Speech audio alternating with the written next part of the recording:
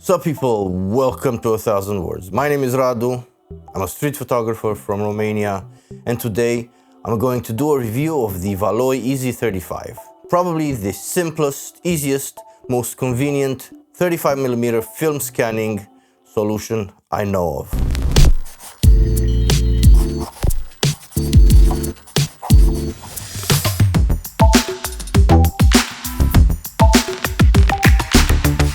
This video is very kindly sponsored by the team at Valoi. Well, the hardware was offered to me free of charge. It came with no strings attached. Each and every opinion in this video is entirely my own. Nobody will see this before the public at large. The team at Valoi have no say in this. They will see this video together with the rest of you. I assure you, this video is fully transparent, and on the subject of giving, I want to give something back to you, my audience, to which I want to say thank you very much. I have recently reached 2,000 subs on the channel. Without falling into cliches, this indeed would not have been possible without you. If you guys didn't watch my videos, I wouldn't be here making them, because while I do enjoy talking about this, I would not be filming myself, editing videos and posting them online if nobody watched. I would just be talking to myself or to my wife like I often do. So thank you for being here. Thank you to all the 2,000 of you. Thank you to all those of you that watch these videos and don't subscribe. So to express my gratitude, I want to give away this. This is the Industar 50mm f3.5, the Industar 50. It's an M39 mount. This is also something I'm going to be giving away. This is the Samsung Pheno 800 point and shoot film camera with the Samsung SHD lens, a 38 to 80mm zoom. This was graciously donated to this giveaway by Paul, a good friend and subscriber to the channel. So I'm going to be giving this away to one of you, and this time I'm going to be covering the shipping expenses. This giveaway is worldwide, with the exception of a few conflict zones like, I don't know, countries under sanctions right now, where I am unable, sadly enough, to ship packages to. So worldwide. But stick around till the end of the video to learn how you can enter the giveaway and have a chance at winning the lens and the camera. Now back to the Easy35, I find the name very fitting because it is indeed quite easy. It's by far the simplest, most convenient way to scan your 35mm negatives I know of. In comparison to classic film scanners, this is much faster and offers files of quite considerably larger resolution. And this matters. Also, compared to previous DSLR or mirrorless scanning kits, this is really fantastically easy to set up and easier still to use. While other solutions have been available for a while now, I see at least two very significant drawbacks with the previous solutions. One being the fact that you would need a stand, and that stand would have to be sturdy enough to hold your camera. At the same time, that stand would need to ensure the camera sensor is parallel to the film plane, so in order to avoid any wonky distortions when scanning your negatives. You see, both these issues are practically non-issues with the Easy35 scanning kit.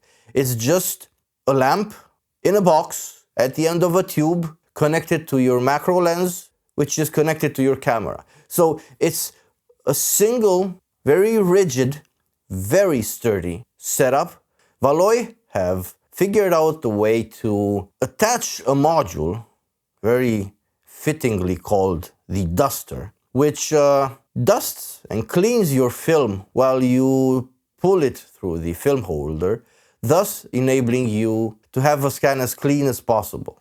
You know, the Easy35 is so easy to use, so portable, that once set up, I have actually scanned film while on the couch watching Seinfeld with my wife. I have also scanned film while watching videos, it requires a minimum amount of surface area. Now, there are two important things to know about using the Easy35. One being the fact that you are likely going to need a macro lens. While other lenses should work, a macro lens is designed in such a way to offer two important qualities that are practically essential to scanning negatives. One being the fact that macro lenses are generally very well corrected for flat field photography and geometric distortions, basically having none. And the other is the fact that usually macro lenses are really sharp, and you need as much resolution and as much detail as possible when scanning negative. That said, you are going to be able to use any kind of lens that will accommodate the necessary distance from the end of the lens to the film plane. Because the way this works is you need to use one or several of the included extension tubes to achieve the necessary distance, and the way you do this is by trial and error. They do offer on the website a few ways, and also in the included documentation, a few ways to basically approximate what specific length of extension you need. I found that what works best is good old experimentation. Just try several combinations of shorter or longer tubes, and once you notice that the entire film negative fits inside your sensor, you're good to go. What I liked to do is leave just a tiny bit of extra space to be able to pick the film color in post-production. We'll get to that. And also, while I'm using the Sony A7R III, which has 42 megapixels, that means that I am not as pressed to use the entire width of the sensor, because I still am left with sufficient resolution. Another thing that I should mention is that while Valoi do offer the Easy35 Duster, that is not entirely foolproof, and I found it basically necessary to work with cotton gloves and the use of a rocket blower to blow the dust away from the film was something that I discovered I needed to do, because Easy35 Duster, while useful, it will occasionally leave some dust on the film. Once set up, the Easy35 allows you to scan very quickly and very easily. I find that I am able to scan a roll of film in just under a couple of minutes, or maybe 2 or 3 minutes, but do know that I have my film cut in strips of 6 or 7 shots. So I am refreshing and rechecking my focus each time I load a new strip of film. So that eats away at my time. And also I try to get the best orientation inside the camera, because while the film holders are really well done and everything that's plastic with this is 3D printed, the tolerances are minimal, but there is a bit of give. Film, while inside the holder, will tend to veer slightly sideways. And well, sure enough, there's ways in post-production to align your frame. I try to do as much as I can in camera, so that also eats away at my time, because I do have to ensure that my frames are straight. Just a couple of days ago, I scanned about, what was it, like 8 or 9 or 10 rolls of film, and I've done it all in maybe under an hour. And this is without hurrying. This is without trying to get a good time, because I was having a beer, I was also watching YouTube videos, I was being a homebody, tending to my daughter, having a chat with the wife. So it's not something that I did with my full attention and doing nothing else but that. So this is basically the entire setup. It really just takes a corner of my desk here. This is, in comparison, this is a mouse. So it's not really big at all. It's really quite manageable. And let me tell you what each piece of this contraption is. Starting from here, this is the Sony A7R III. an OM to NEX Pro adapter. This is to adapt the Olympus lens onto the camera. This is, I think it's a 20-something extension tube from Olympus.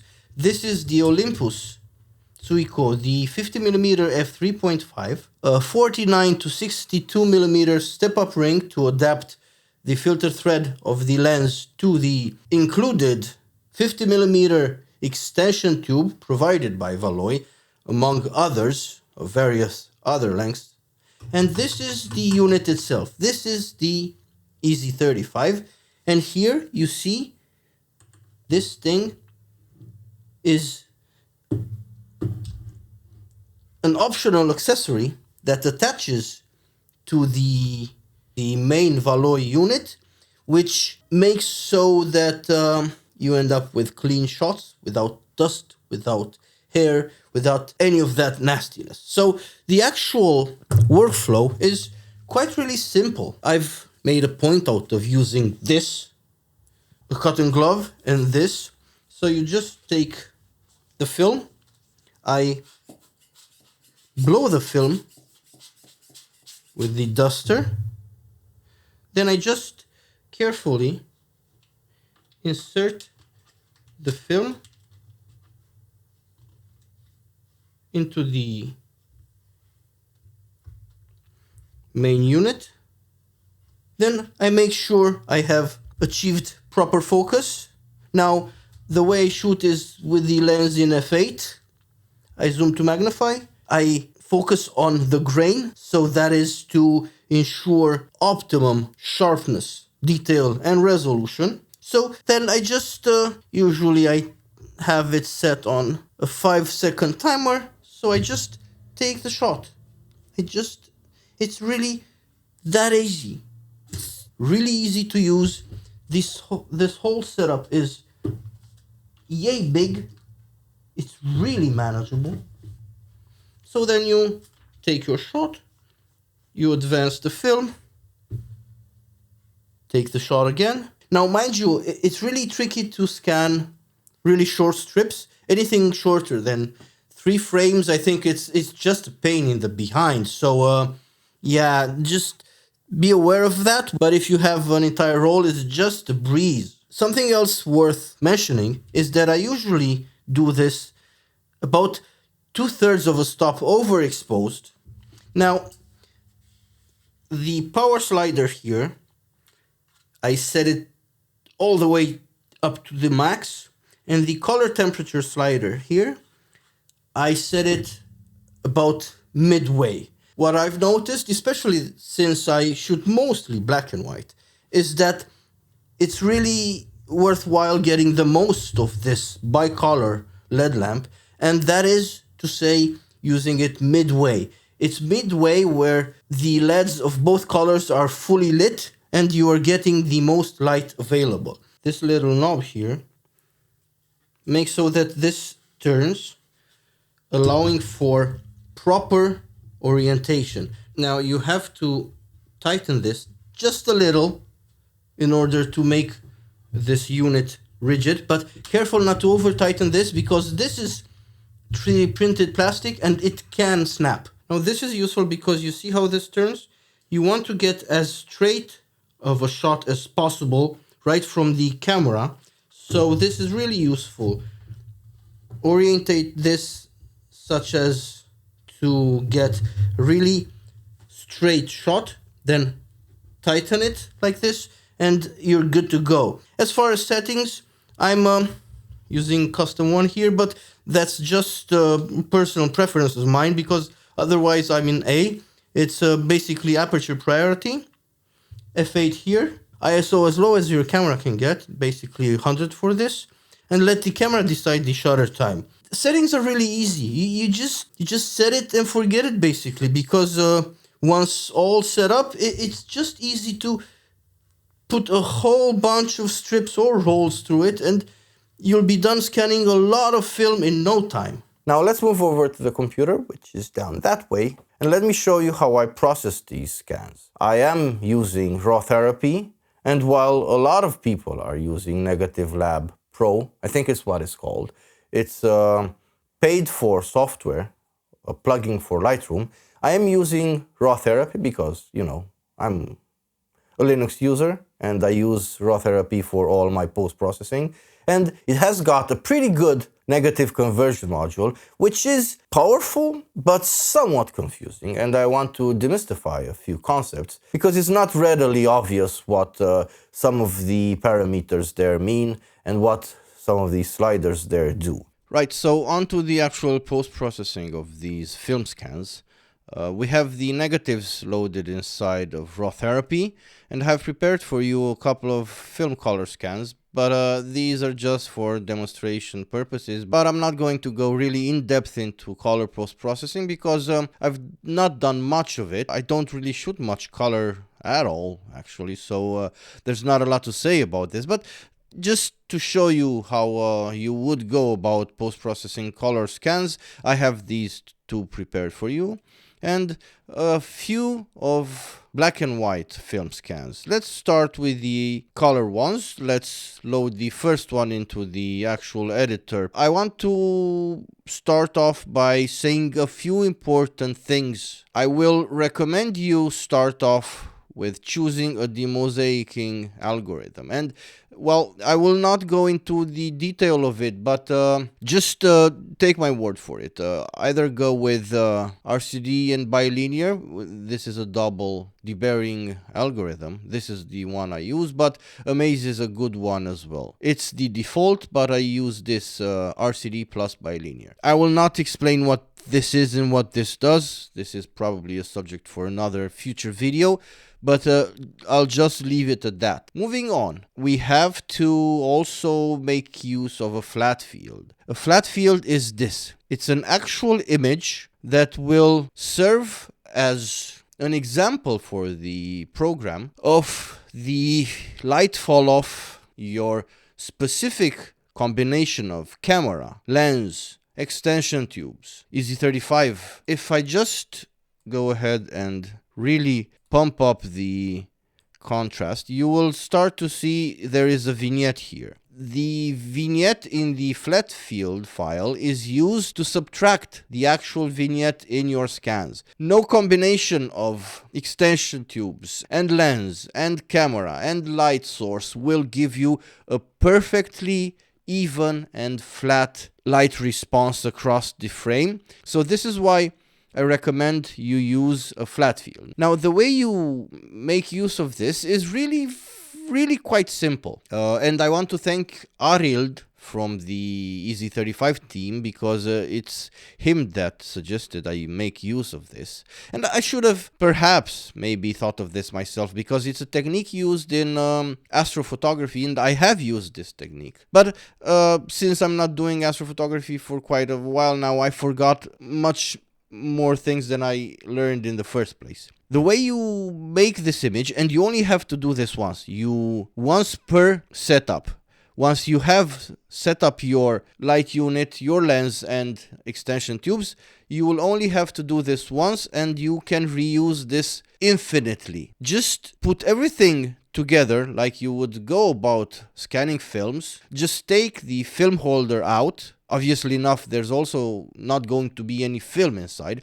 And just take a picture on aperture priority of the light source without the holder, without film. I must stress this. And you will get what is actually 18% gray. If you set your camera upright, basically on aperture priority, it will try to give you an 18% gray image with the light fall off pattern, which is then going to be used by RawTherapee to subtract from your file the vignette your setup will make. Well, sure, you can make use of your softwares of choice, vignetting, compensation tools that will not work as good as this because this is an actual profile of the very specific vignetting or light fall off pattern your camera and lens and tube combo makes. Using this vignette filter here will just make a rough approximation because it's perfectly ellipsoidal, so it's not going to do as good of a job. Now, with that out of the way, just click here and load the flat file. It should be a raw file without any sort of processing done to it. And just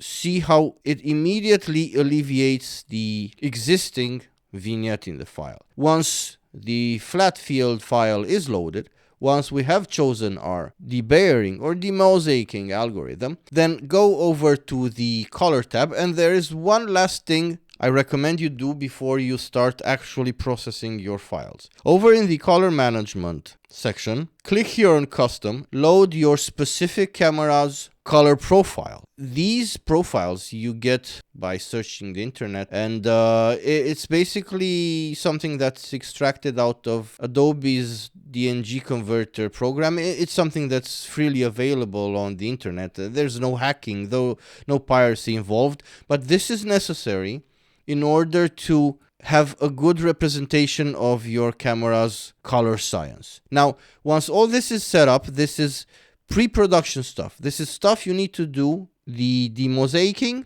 the loading of the flat field, and the choosing of your camera color profile. This is all in order to ensure you achieve best results. Then you only have to do the actual negative conversion. Now, RawTherapee has this film negative tool here, and it's all that I'm going to use. Another sort of workflow that I recommend for those of you that want to approach this in a more classical way, because these sliders basically mean nothing. What the hell even is a referent exponent, output level, neutral spots? But I'll explain everything. However, if you want to use your contrast levels and shadows and highlights and the exposure compensation stuff, you will have to export everything as TIFFs after you've inverted your files. And you just have to turn on this film negative module here, and it will make the actual inversion. Now, it will not look all right, but if you go ahead and start using these, it will behave weirdly. It's not immediately evident right now, but I guarantee you, you will start getting weird results, because this is an inverted workflow, because it is a negative we're dealing with here. So I recommend you either stick to just this module, and I'll show you it's really easy to get a really good image with just this module. Or if you don't want to learn all this, although it's easy, just invert your negatives, export your files as a TIFF. You can do this here by saving the image and choosing a TIFF, or however else you want. Load it in an external program like GIMP or whatnot.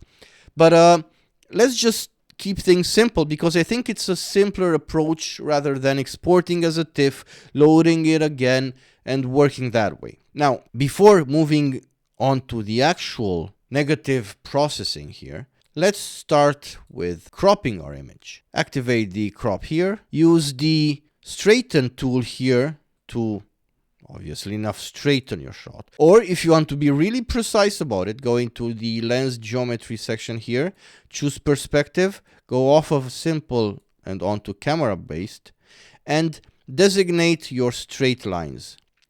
Click edit here, hold Control and drag your lines here. Be mindful that this little area here is horizontal, which is to designate a horizontal line. Control click and drag, control click and drag, and this will, after you press this, this will make sure there's no wonkiness. The perspective is 100% accurate and correct. What am I doing? Then if we're going to do a selection like this, you will notice that there's no perspective shift at all. Now, while the film holder is designed in such a way as to make for a pretty flat surface when you scan your negatives, it is not entirely 100% foolproof, because you can get a bit of a wonky image. Doing it this way, or just use the straighten tool here, it does a good enough job most of the times. Crop your image, and now we can go and make the processing. First up, pick the neutral spots, and once activated, this button will allow you to choose two spots, read the tooltip here. Automatically set the red and blue ratios, these guys here, by picking two patches which had a neutral hue, that is to say no color, in the original scene. The patches should differ in brightness. So you have to pick two patches of a neutral color and of a different brightness level in order for you to get what we'll just go ahead and call white balance for simplicity's sake, but it's not actually. You could go ahead and just adjust these manually, the blue and red ratios, but it's mostly guesswork if you do it like this. This is much easier. Activate pick neutral spots, and I'm going to pick here what is flower, and here what I know is metal. And sure enough, the white balance is pretty spot on. I could also go ahead and choose this part and this part, and you can see we're getting pretty much the same result. Now, then I would proceed to do the actual white balance.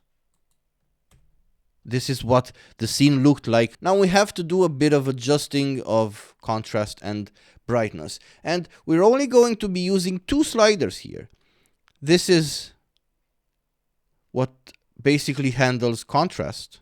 And this is what handles overall brightness. Raising the output level, notice here on the histogram as well, will raise the overall brightness. And using this reference exponent slider here will increase contrast.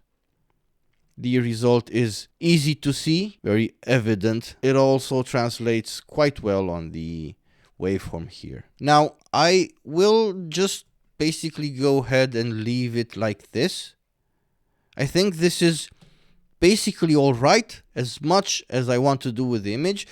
By the way, this is, as far as film stock goes, this is shot on Fuji Proficolor 200 ISO. So yeah, I could go ahead and make use of some sharpening. I could go ahead and make use of the noise reduction here, but generally, I want to have a result that's as faithful to the actual film stock as possible, so I will only be using the controls in here. It's pretty simple once you get the hang of it. It's really quite very simple. Let's move on to the next image. And I know it has taken us a while to go through all of this, but once you get a hang of it, it gets really easy and really fast. Choose your demosaicing, load your flat field, load your camera profile, click look table and tone curve, then off to the races with the film negative conversion, and we're basically halfway there. We just have to pick neutral spots. Let's pick a neutral spot here. I know this is concrete, so it's going to be something without color. And let's give this a try. Pretty much dead on. Let's also try and use this for a white balance. I'm not really happy with it. Is this going to work better? Is this going to work better?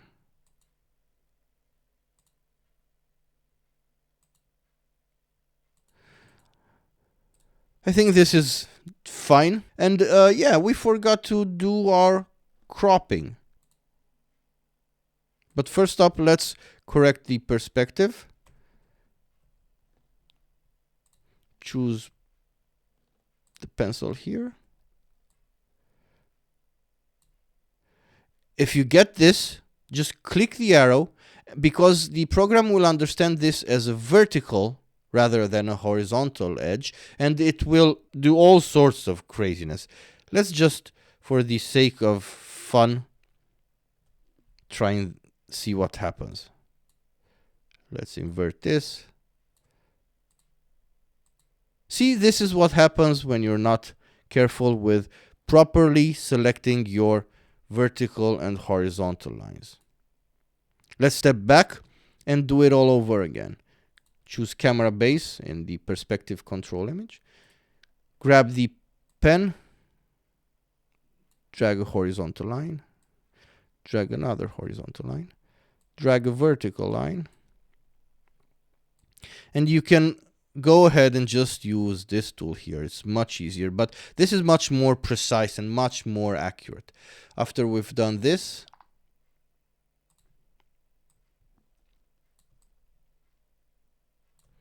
crop the actual image, F to zoom into view, back to the color tab, back to the film negative. We've chosen our white balance, we've chosen our neutral spots. We just have to bump up the exposure, raise the contrast, maybe a bit too much. And sure, you can go ahead and tame the highlights a little. Maybe raise the shadows a bit. But like I said, I like to keep things vanilla. Now, this is basically it as far as color processing goes. When we're talking about black and white work, it's even simpler because we don't basically have to worry about white balance all that much. Now, as far as film stock goes, this first one, I think it's FOMA 400. These two, it's a Valoi Retro 80S, probably my favorite film stock. And this is Valoi RPX 400. Let's do the same with choosing our debayering algorithm, entering the flat field file here, choosing our camera profile, enabling it, look table, the tone response curve. I keep forgetting to do the straightening up and the cropping.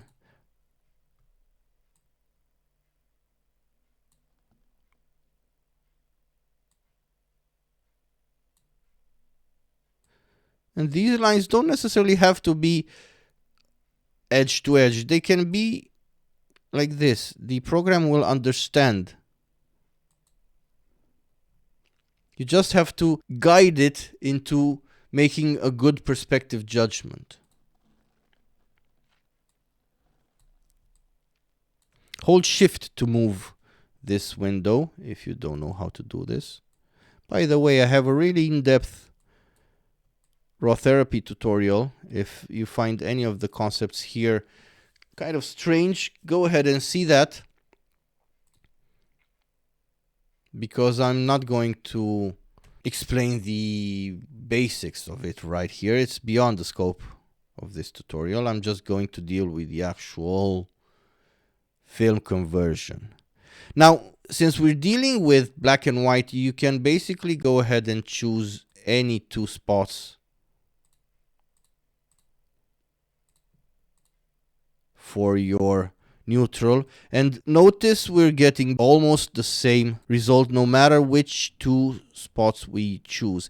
It's slightly going to vary, but basically it's all right. It's good enough because we're dealing with black and white here, so it's going to be all right. And sure, I've enabled black and white here. Sure, there's going to be a difference. As far as I know of, out of the film stocks that I've tried, no black and white is truly neutrally monochromatic. They will all have a slight tint. This seems to, and you can see here on the waveform, there is some color information in the black and white film, because first of all, we scanned this with the Sony Z-V1, which is color sensor, and furthermore, the actual film stock will have a bit of a tint. Now we've chosen our neutral spots, we've chosen our white balance spot. Let's just brighten up the image quite a bit, maybe too much.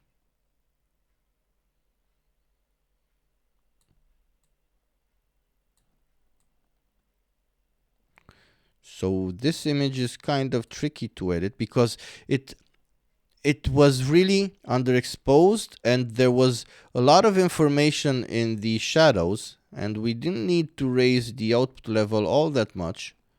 See, the default is just too much, so we're gonna take it down and just crank up the contrast.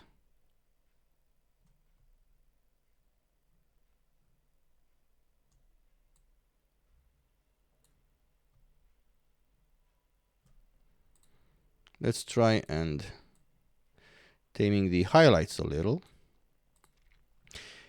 And yeah, we're basically there. Moving on to this Valoi retro ADS shot. I love this image.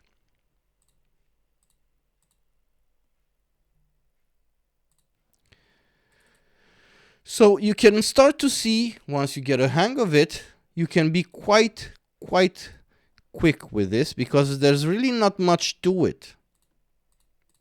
Sure, something like Negative Lab Pro has more control on the surface, but why not do things simply? There's no value in doing things in a complicated way when you can do them easily and simply. Sure, I can understand why some people will prefer a program to another, kind of workflow to another, but I'm finding working with RawTherapee, even for this, even for film conversion tasks, to be quite... Oh, I messed something up here. Let's just step back and do the...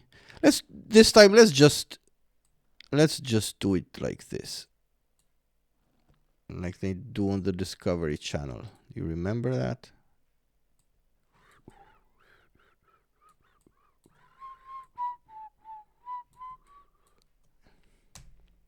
Okay. Convert this, pick neutral spots. This is obviously a neutral spot. This is also obviously a neutral spot. White balance. This is a piece of paper. Is this a better white balance here? Yeah, pretty much the same. Pretty much the same. Okay, judging by the waveform here, we're yet again slightly underexposed. So we have to raise the output level quite a bit. Give it a bit more contrast.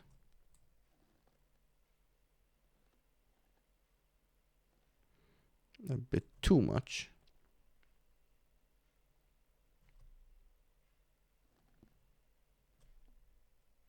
And personally, I would like this to be quite neutral like this.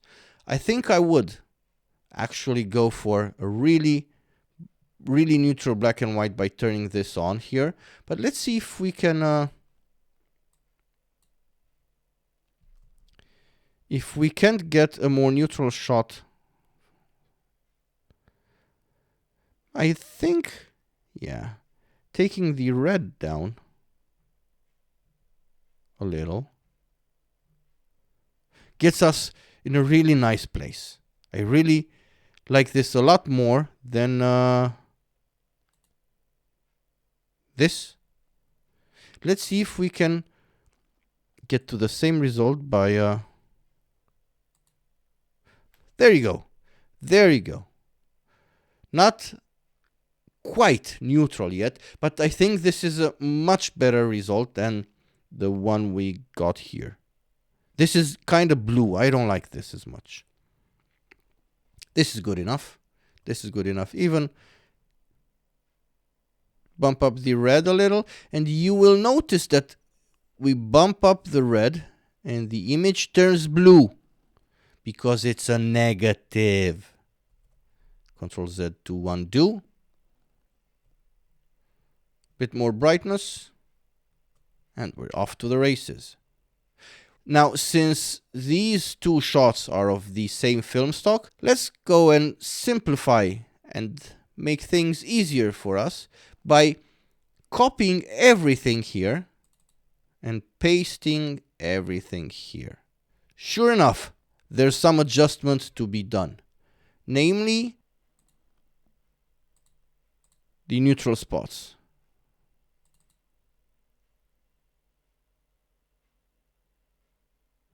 And I'm liking this much more, so I'm going to be copying the settings from here, pasting them here, and there we go. There we go. See, there's quite a bit of trial and error involved here, because oftentimes you will not get the best results. I like this even more. You will not get the best results on the first try. You have to go ahead and see what works best for you. I think this needs a bit more brightness, so just raise the output level a bit. Let's move on to this next image. This is a completely different film stock, so we'll just edit it from scratch, RCD plus bilinear. The flat file, the camera profile file here, straightening up our image. I think you can get away with using just 2. No, you need 4. You need to designate all sides. Okay, let's crop the image.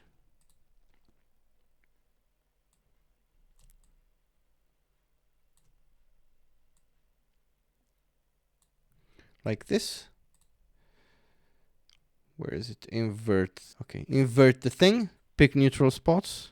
If I remember right, this is concrete, so it must be kind of gray. Let's see, is his cap gray? I think that's pretty spot on. Really quite okay. We need more contrast, a bit more brightness, even more contrast.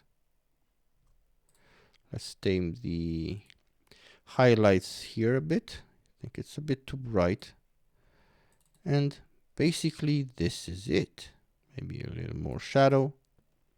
Let's try and paste the edits onto this file because it's the same film stock. And sure enough, it works okay, but we have to adjust the crop.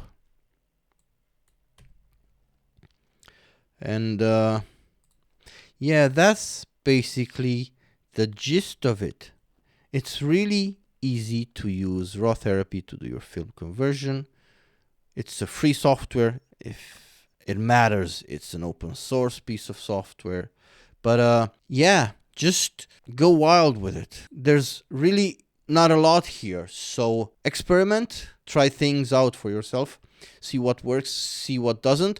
This is not meant to be an exhaustive guide or even anything really professional as far as film conversion goes, because I'm really not any sort of expert in this field. I think I've gotten to a workflow that works, excuse the pun, and it's easy, and I wanted to share it with you guys. Easy35, easy RawTherapee, easy life. Easy is fun. Now, before I wrap things up, I want to remind you that you have a chance of winning these two. The Industar 50, the early version, the aluminum variant of this lens, the Industar 50, 50mm, f3.5, Tessar design, really sharp, really interesting. M32 mount, basically works on any mirrorless. And this, the Samsung Pheno 800, a point-and-shoot film camera with the 38 to 80mm zoom lens. Graciously donated by Paul. He's also got a channel called Modern vs. Vintage. Link in the description, go follow his channel. And in order to win these two, there's just 2 conditions you have to meet. Well, 3. First up, you need to follow me on Instagram. Link is in the description, go follow me there, I will check. Secondly, you need to be subscribed to the channel. I will check. And thirdly, you need to comment down below. Just comment anything, because I will be using one of those comment picker thingamajigs. So hopefully by late November is when I'm going to be picking out a winner out of you and subsequently sending you the stuff so you hopefully get them by Christmas. That said, this about wraps up my review of the Easy35. Thank you yet again, thank you Valoi for sending me the hardware. It has been a pleasant experience to use this kit, and Well, I no longer shoot film for reasons completely unrelated with this. And I'm going to just very briefly mention that I find it really expensive. And to be frank, as easy as the Easy35 is to get your film scans done, it's just a bit more hassle than I like. I'm very much a digital era photographer. I like having my photos on an SD card. I like the ease of use. I like the easiness with which I can just pop in the card into my laptop, download the photos, and you're done. Now, while film does look in a way that's basically really hard, if at all possible, to emulate with digital, I find the hassle of shooting film, the cost of shooting film, to not be worth it at the end of the day. But if I were still shooting film, I would look at no other option than the Easy35. It's reasonably priced, and considering you already have a camera and a lens, you just have to put about 300 euros towards getting a complete scanning kit that is easy to use, really compact and very portable. You can realistically travel with it. It's so easy to use that, like I mentioned, you can just basically watch Netflix and scan negatives. Enough of that. Enough of me. Remember the giveaway. I have been Radu, yet again. This has been 1,000 Words. Thank you for watching. Until next time, farewell.